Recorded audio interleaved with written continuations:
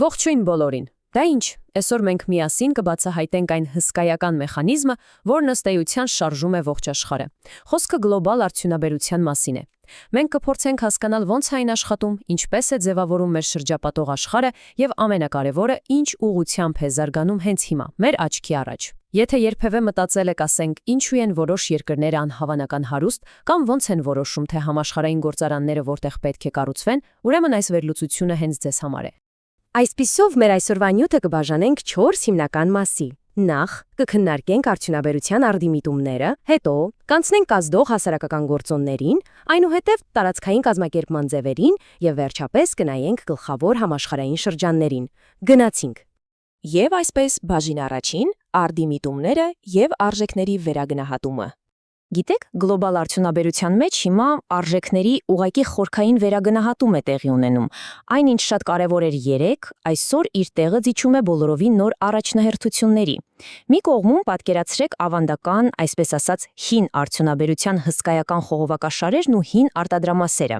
իսկ մյուս կողմում միջազգային տիեզերական կայանն է, այսինքն գիտական առաջընթացի գագաթնակետը հանդիսացող նորագույն ու գիտատար ճյուղերը հիմա իրականում գրավում են առաջատար դիրքեր։ Երբեմնի արդյունաբերական հսկաները, որոնք հիմնված էին զուտ ծանր ֆիզիկական աշխատանքի ու հումքի վրա, դեմ աստիճանաբար անցնում են երկրորդ պլան։ Սա նշանակում է, որ նյութական արտադրությունից մենք հիմա ակնհայտորեն անցում ենք կատարում դեպի մարդկային կապիտալ։ Այո, հենց այդպես։ Այսօր համաշխարհային տնտեսության մեջ իրական առաջատար դիրքեր են զբաղեցնում գիտությունը, կրթությունը, առողջապահությունը եւ սպասարկման ոլորտը։ Դա ուղղակի փաստում է մի պարզ ճշմարտություն։ Նոր դարաշրջանի գլխավոր շարժիչ ուժը մարդկային միտքն ու բարեկեցությունն են։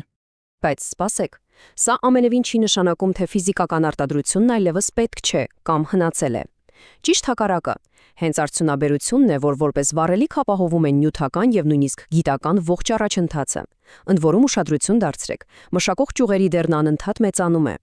Նայեք այսպես կոչված նոր ճյուղերին՝ էներգետիկա, մեքենաշինություն եւ քիմիական արդյունաբերություն։ Սրանք հիմա ամենաարագ զարգացողներն են։ Չէ՞ որ առանց այս հիմնարար ճյուղերի զարգացման պարզապես անհնար կլիներ զրոյից ստեղծել նորագույն բժշկական կամ տիեզերական սարքավորումներ։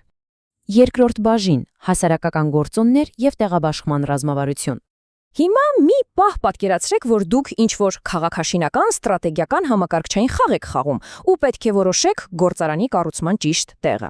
Սա պարզապես աշխարհագրություն չէ, ժողովուրդ։ Սա մաքուր ռազմավարություն է։ Եթե նախկինում որոշիչ էին բնական գործոնները, ասենք հումքն ու կլիման, ապա այսօր թելադրող են հասարակական գործոնները։ Խոսքը աշխատանքային ռեսուրսների, գիտատարության, տրանսպորտի, տարաբնակեցման, արտադրական ենթակառուցվածքների եւ իհարկե սպառման շուկայի մասին է։ Ինչու՞։ Որովհետև որքան էլ հիասքանչ լինի ձեր ապրանքը, առանց լավ տրանսպորտային հանգույցի կամ շուկային մոտ լինելու, դե բիզնեսը կարող է պարզապես տապալվել, իսկ գիտատար արտադրության համար ուղղակի օդ ու ջրի պես պետք են բարձր որակավորում ունեցող մասնագետներ։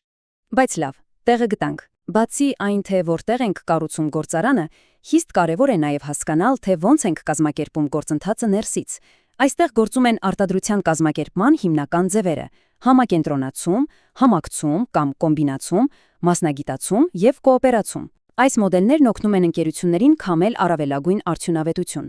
Իրականում թե ինչպես են ընկերությունները մասնագիտանում մի նեղ ոլորտում կամ համագործակցում իրար հետ, նույնքան վճռորոշ է, որքան այն, թե երկրագնդի որ կետում են նրանք գտնվում։ Եվ այսպես հասանք երրորդ բաժնին՝ տարածքային կազմակերպում եւ մասշտաբների մեծացում։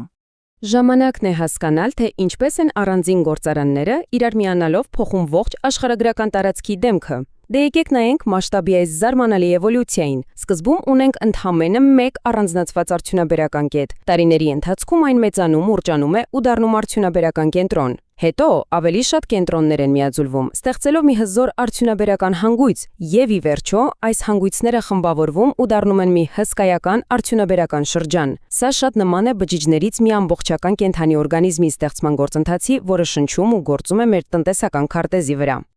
Չորրորդ եւ վերջին բաժինը՝ գլխավոր շրջանները, աշխարհի առաջատարները։ Այժմ եկեք այսպես ասած հերվացնենք մեր տեսախցիկ ու նայենք մակրո, գլոբալ մակարդակին։ Համաշխարհային արդյունաբերության տարածքային կառուցվածքը հիմնականում որոշվում է այս խոշոր շրջաններով, եւ գիտեք, ամբողջ աշխարհում դրանց թիվն արդեն անցնում է 100-ից։ Պարզապես պատկերացրեք, այս 100 եւ ավելի շրջաններն են ուղղորդում համաշխարհային կապիտալի ողջ հոսքը եւ հենց այստեղից են ծագում այն բոլոր սարքավորումներն ու ապրանքները, որոնք մենք օգտագործում ենք ամեն աստծո օր։ Բայց սպասեք, այստեղ կա մի շատ հետաքրքիր բայց։ Չնայած կան ավելի քան 100 շրջաններ, մշակող արդյունաբերության արտադրանքի ավելի քան 3/4-ը, այո, ճիշտ լսեցիք, 3/4-ը, կենտրոնացած է ընդամենը 3 հսկայական գլոբալ հանգույցներում։ Դրանք են Արևմտյան Եվրոպան, իդեմս Գերմանիայի ու Ֆրանսիայի, Հյուսիսային Ամերիկան, ԱՄՆ-ով եւ Կանադայով, եւ իհարկե Արևելյան Ասիան, Չինաստանի, Ճապոնիայի եւ Հարավային Կորեայի գլխավորությամբ։ Սա անհավանական մեծ կենտրոնացում է, ուղղակի ապշեցուցիչ է։ Եթե նայենք 2023 թվականի տվյալներին, ապա աշխարհի մշակող արդյունաբերության բացարձակ առաջատարը Չինաստանն է։ Նրան բաժին է ընկնում համաշխարհային արտադրանքի, դե գուշակեք, անհավանական 31.6%-ը։ Միայն մեկ երկրի։ Նրան անմիջապես հաջորդում է ԱՄՆ-ն մոտ 16%-ով, ապա Ճապոնիան 6.5%-ով։ Այս թվերն ուղղակի ցույց են տալիս, թե իրականում ովքեր են կառավարում ժամանակակից արդյունաբերությունը եւ թե ինչ անդունդ կա առաջատարի ու մյուս պետությունների միջև։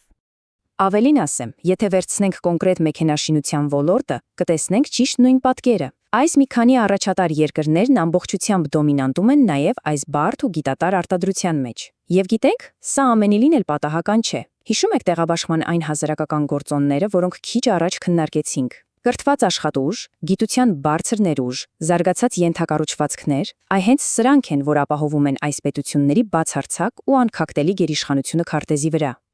Եվ այսպես մեր այսօրվա բացահայտումներն ամփոփելով ուզում եմ ձեզ թողնել մի շատ պրովոկացիոն, բայց կարևոր հարցով։ Քանի որ գիտությունն ու տեխնոլոգիաներն այսօր զարգանում են ուղղակի լույսի արագությամբ, արդյոք մենք մոտ ապագայում ականատես կլինենք բոլորովին նոր արդյունաբերական հսկաների ծննդյանը, թե այսօրվա առաջատարները կգտնեն ձևը պահելու իրենց մենաշնորհը։ Հաջորդ անգամ նորություններ կարդալիս փորձեք վերլուծել դրանք այսօրվա մեր սովորած տեղաբաշխման գործոնների եւ միտումների տրամաբանությամբ եւ գուցե ինքներդ գտնեք այդ հարցի պատասխանը։ Շնորհակալություն, որ մեզ հետ էիք, կհանդիպենք շուտով։